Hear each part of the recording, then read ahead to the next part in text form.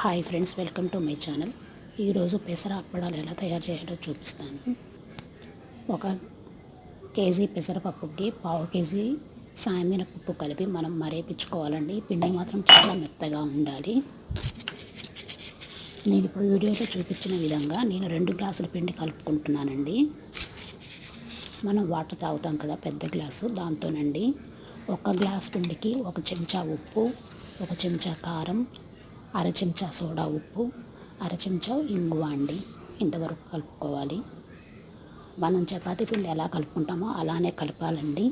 కానీ వాటర్ కొంచెం కొంచెంగా కలిపి పోస్తూ కలుపుకోవాలండి. ఒకేసారి వాటర్ పోయకూడదు, ఎందుకంటే వాటర్ ఎక్కువగా పట్టదు. మనం అప్పడాలు చేసుకుంటున్నాం కాబట్టి ఆయిల్ కొంచెం ఎక్కువగానే వేసుకోవాలి. ఈ పిండి 8 గంటలు నానాలండి. అప్పుడే మనకి అప్పడాలు చాలా బాగా వస్తాయి.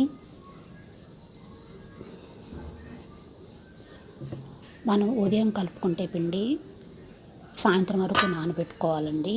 లేదు అంటే మనం నైటు కలుపుకుంటే పిండి నెక్స్ట్ డే మార్నింగ్ వరకు నానాలండి. అప్పుడు ఆ అప్పడాలు చేసుకోవాలి.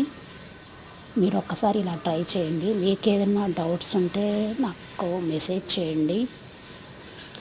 నేను వీడియోలో చూపించిన విధంగా కలుపుకోండి పిండి. నేను అప్పడాలు ఎంత సైజులో చేసుకోవాలి, ఎలా సాదుకోవాలి అనేది నేను నెక్స్ట్ వీడియోలో అప్లోడ్ చేస్తాను.